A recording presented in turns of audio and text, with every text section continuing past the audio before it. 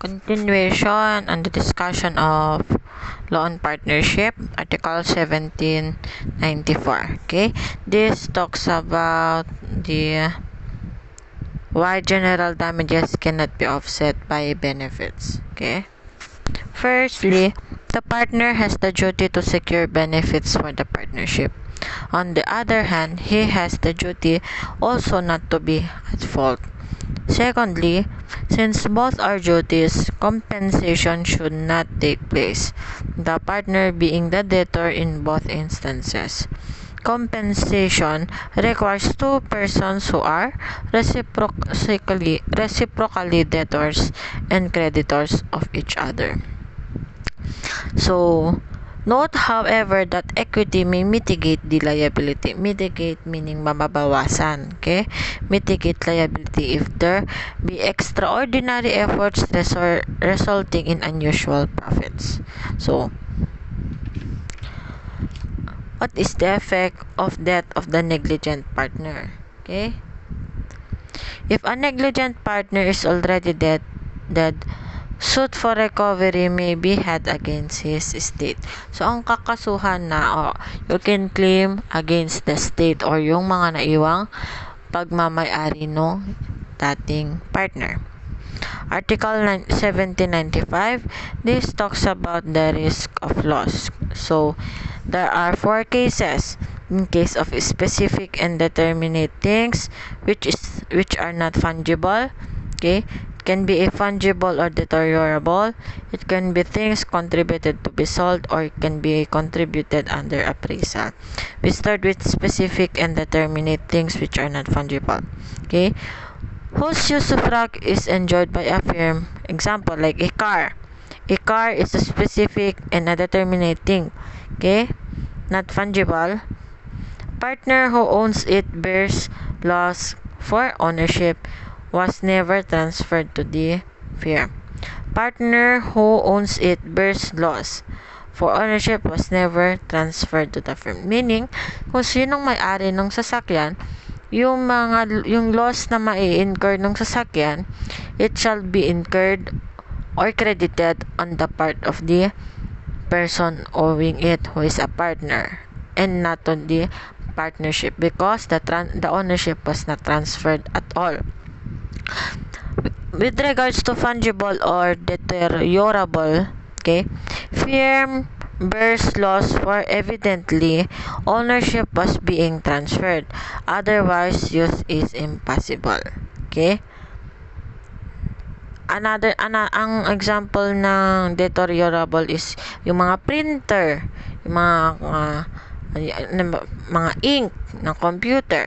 Syempre ito is hindi naman these things are used by a partnership, for example a firm, on day-to-day basis or a daily basis. So yan. Next is things contributed to be sold. Here, firm bears loss for evidently firm was intended to be the owner, otherwise a sale could not be made. And lastly, those contributed under appraisal. In here, firm bears loss because this has the effect of implied sale. With regards naman tayo sa Article 1796, okay? This talks about the responsibility of the firm. So, in here,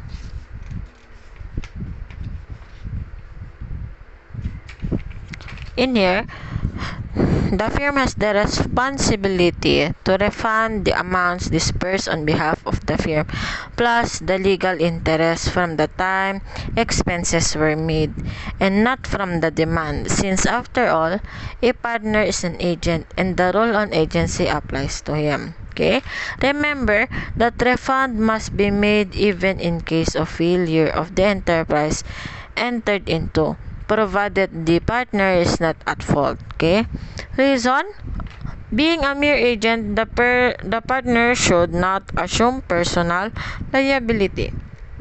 Also, conversion by the partner results in liability from the moment of conversion. Okay?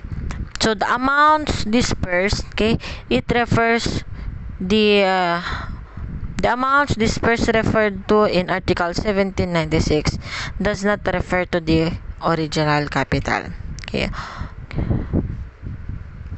Also, okay, a partner who advances funds from his own pocket for taxes on partnership land must be reimbursed the same from partnership assets. If the firm is insolvent, the other partners also must reimburse the paying partner, except for the latter's proportionate share in the tax.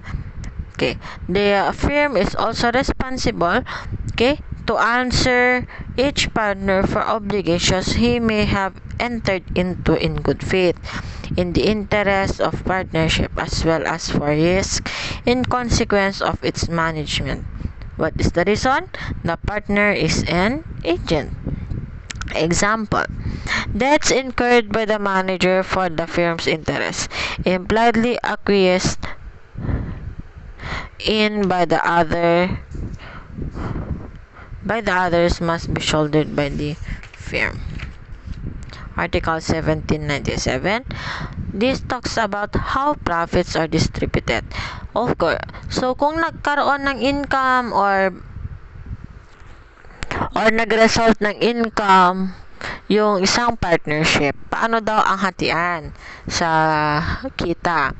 Number 1, kung merong agreement, okay, yung agreement ang masusunod. Okay? Kung wala namang agreement, then according sa amount of contribution. Paano naman ang loss? Of course, kung may agreement, yung agreement ang masusunod. Kung wala naman, kung anong agreement sa kitaan, yun din dapat ang agreement sa loss. Number 3, kung wala pa rin walang agreement sa kita, okay, the amount to contribution. Is an industrial partner liable for loss? Okay, we already answered that before, so you should know the answer by now. How about profits? Okay? Accordingly, a just and equitable share under the law, okay, should be given to the industrial partner. Again, how about the loss? The question? The answer? While he may be held liable by third persons, still, he can recover what he is made to give them from the other partners, for he is exempted from losses with or without stipulation to this effect. Okay. Thus, Article 1797 applies to stranger. Article 1797 applies only to the partners and not when liability is in favor of strangers are concerned, particularly with reference to industrial partner. Okay, next, Article 1798. This talks about the designation by third persons of shares in profits and losses. Okay? So this article speaks of a third person or another person, not the partner themselves. What is the reason? To avoid partiality. Okay. So when designation by third person may be impugned is questioned. Okay. When it will manifest in injustice or inequitable. So, when designation by third party cannot be impugned, kailan ang designation ng third party hindi pwedeng questionin? Okay? Number 1, if the aggrieved party has already begun to execute the decision. And number 2, if he has not impugned the same within a period of 3 months from the time he had knowledge thereof. Next, Article 1799.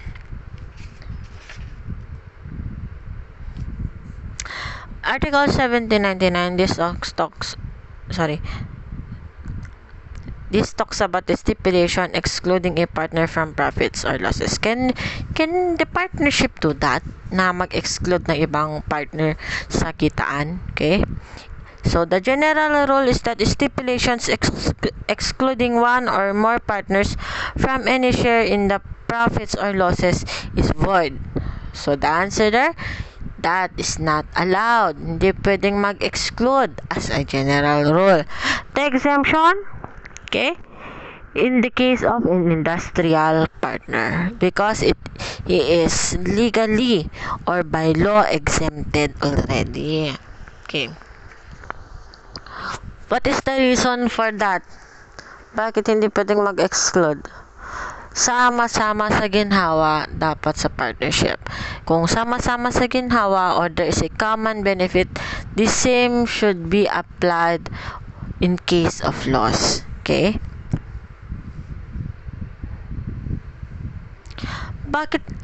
Bakit pwedeng exempted si industrial partner? Kasi nga, by law siya exempted. And remember, an industrial partner, what he contributes is not a capital, but merely his labor. Okay? For example, let's give an example. A, B, and C are partners. The first one, CA, is an industrial partner. During the first year of operation, the firm made a profit of 3 million. During the second year, a loss of 1.5 million was sustained. Thus, the net profit for the 2 years was only 1.5 million. In the Articles of Partnership, it was stipulated that A, the industrial partner, would get 1/3 of the profits but would not participate in the losses. Is the stipulation valid? The answer there is yes, the stipulation is valid. For even if the law itself exempts the industrial partner from losses, his share in the profits is presumably fair. Okay? Remember, an industrial partner can receive his share in case of profit, which must be just and equitable. Okay? How much will A get? 1/3 of 3 million or 1/3 of 1.5 million? Okay? A will only get the 1/3 of 1.5 million, which is the net profit, and not the 3 million, which is the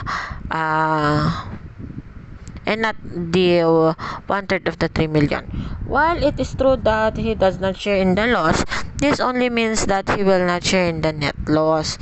It is understood that he share in the losses insofar as this can be accommodated in the profits. Okay? Article 1800. This talks about the appointment of a manager. Okay? In Article 1800, it talks about two modes of appointment. Okay? One, appointment as manager in the Article of Partnership. And number two, appointment as manager made in an instrument other than the Articles of Partnership or made orally. Okay? In case of appointment in Articles of Partnership, okay, the power is irrevocable without just or lawful cause. Therefore, in order for a person to remove him, okay, there must be a just cause. The controlling partner or the controlling financial interest should vote to oust him. So, para maalis, for example, si Pedro, na-appoint siya as the manager in the Articles of Partnership. Nakasulat yung pangalan niya as the manager doon mismo sa libro ng partnership. Okay. Hindi mo siya basta-bastang maalis without just cause. And to oust him, the vote of the controlling interest must be taken. Okay. Can you remove him without cause? Okay. The answer there is yes. The vote required there is by unanimous decision, even his own vote. Okay. How about appointment other than the Article of Partnership? Okay, other than the book. Okay, the power to act may be revoked at any time with or without just cause. The reason here, such appointment is a mere delegation of power, so it is revocable at any time. Of course, removal should also be done by the controlling interest. So what is the scope of the manager? Scope of the power for manager. Unless his power are specifically restricted, here is the powers of a general agent, okay, as well as all the incidental powers needed to carry out the objectives of the partnership. As such, for example, the power to issue official receipts in a transaction business. Otherwise, this would not be in keeping with the present business dealings. Article 1901. What is the rule when there are two or more managers? Article 1801 will apply. Okay? First one, two or more partners are managers. Number two, there is no specification of respective duties. Also, there is no stipulation requiring unanimity. Therefore, Article 1801 does not apply if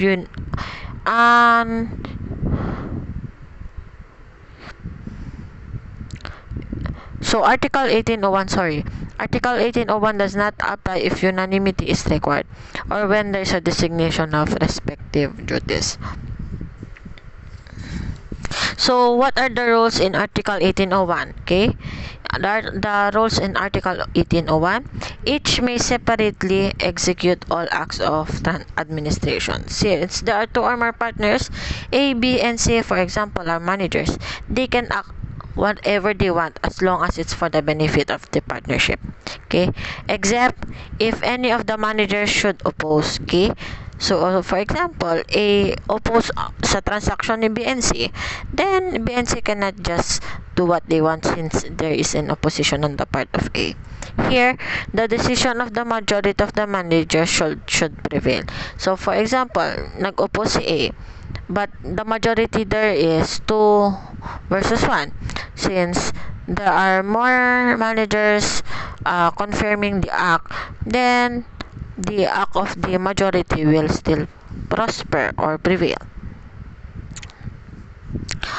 Article 1802, this talks about when unanimity is required. Ano bang unanimity? Ito yung lahat dapat, ganon. All must conform, ganon. Article 1802, this article applies when there must be unanimity in the actuations of the managers. For suppose one of the managers is absent or incapacitated. For example, si A is absent or kaya naman nasa hospital siya, so he cannot do his usual job. Is unanimity still required? The answer there is yes. For absence or incapacity is not an excuse. Exception, okay, when there is an imminent danger of grave or irreparable injury to the partnership. Next is Article 1803.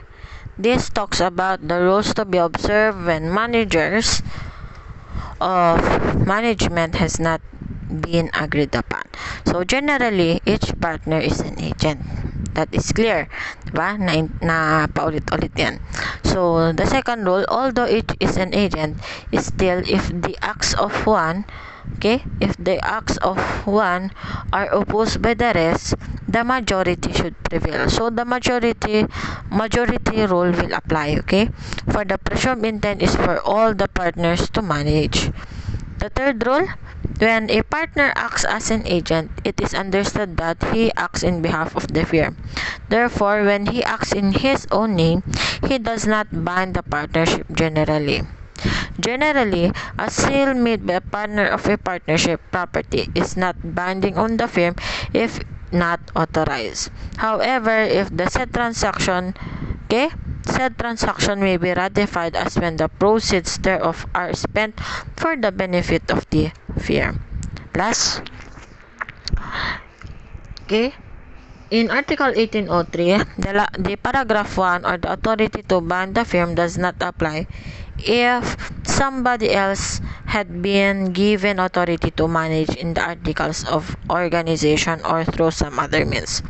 Of course, proof on this point that somebody else was authorized must be given. Otherwise, the general rule, all our agents prevail. So, the last rule is that alteration requires unanimity. For example, in the case of Criado versus Gutierrez Hermanos, A and B were partners. A was indebted to X. On A's death, B voluntarily presumed A's death so that X would not sue A's estate anymore. But B did not pay later on. Therefore, X sued the partnership. Is the firm liable? The answer there is no.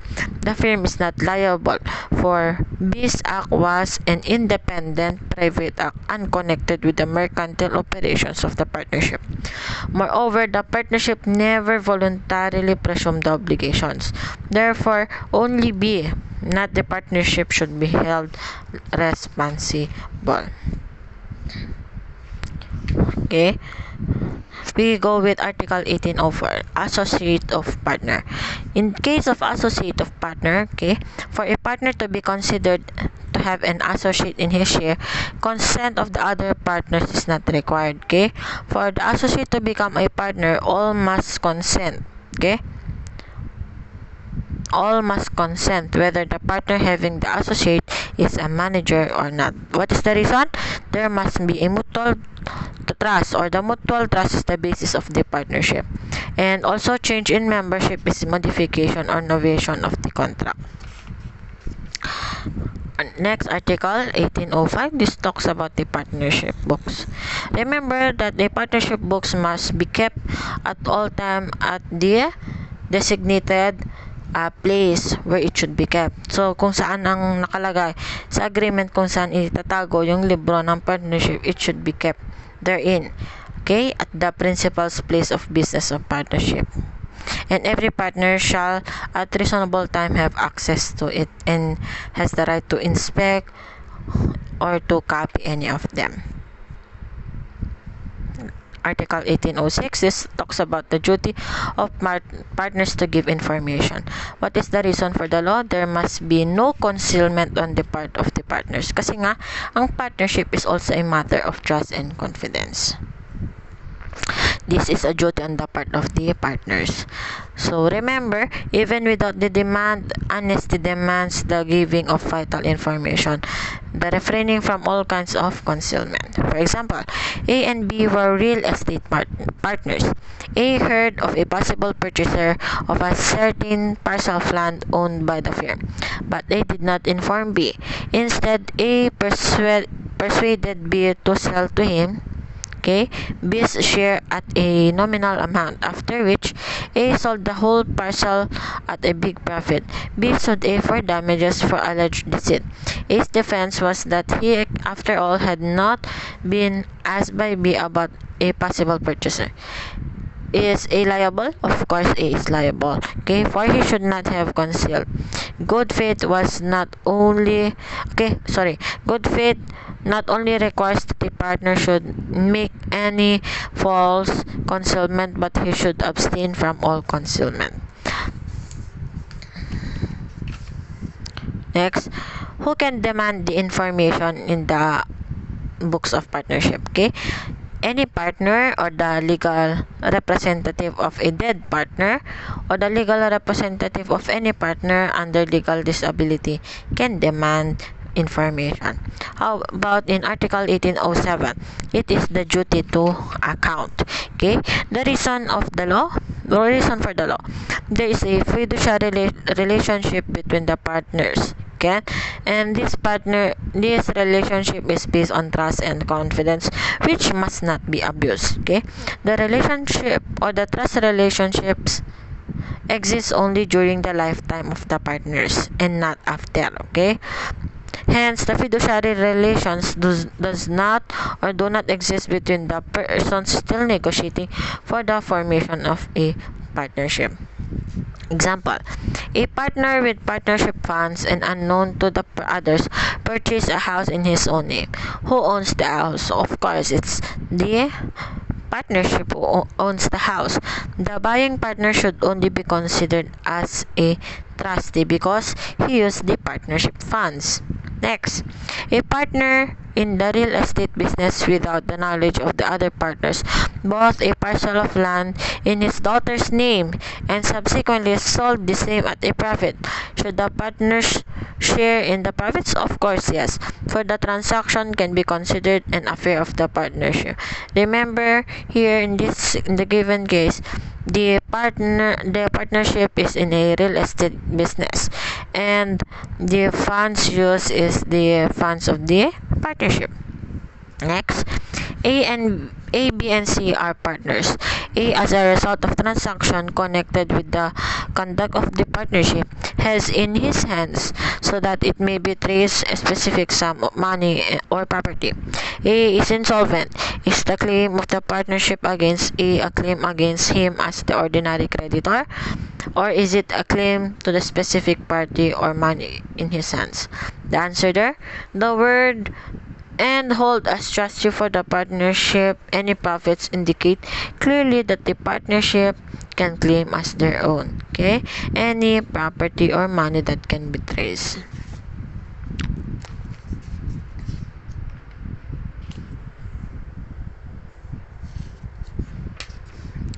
Next, Article 1808. This talks about the business prohibition on capitalist partner. Note that while the industrial partner is prohibited from engaging in business for himself, which can be any business, okay, the capitalist partner is prohibited from engaging for his own account in any operation which is of the same kind of business in which the partner is engaged. So any similar or same or basta same or similar business, okay, the capitalist partner cannot engage. Okay, instances when there is no prohibition, kailan ba pwedeng mag-engage ang isang capitalist partner? Okay, so when it is expressly stipulated that the capitalist partner can so engage, or when the other partners expressly allow him to do so, or when the other partners impliedly allowed him to do so. So, example, when all of them are likewise violating the article, kung pare-pareho lahat ng capitalist partner, in may kanya-kanyang business na similar or same dun sa business na meron sila, na common business nila, then, kung sila lahat violators, then, useless ang article na to. So, they can do whatever they want. Next, Article 1809. This is the right to demand a formal account. So, generally, no formal accounting is demandable till after dissolution. The reason? After all, there is access to the books. However, in the instance enumerated in Article 1809, the four instances, which is if he is wrongfully excluded from the partnership business or possession of its property by his co-partners, okay, he may have access to the books. If the right exists under the terms of any agreement, okay, there is no express stipulation therein. Okay? Of course, as provided in Article 1807, yung kakasabi ko kanina, and whenever other circumstances render it just and reasonable. In number 3, it is unfair if the other partners can take undue advantage of partnership funds or partnership transactions. With regards to number 4, okay, as when one partner has been traveling for a long time of business on a business involving the firm. In here, in no other case can a formal accounting be demanded. So, an accounting made cannot be questioned anymore if it was accepted without objection, for this would now be a case of estoppel. So, that ends our discussion for Section 1 of the law on partnership. The second section will cover the property rights of a partner. That will be on our next topic. Thank you for listening.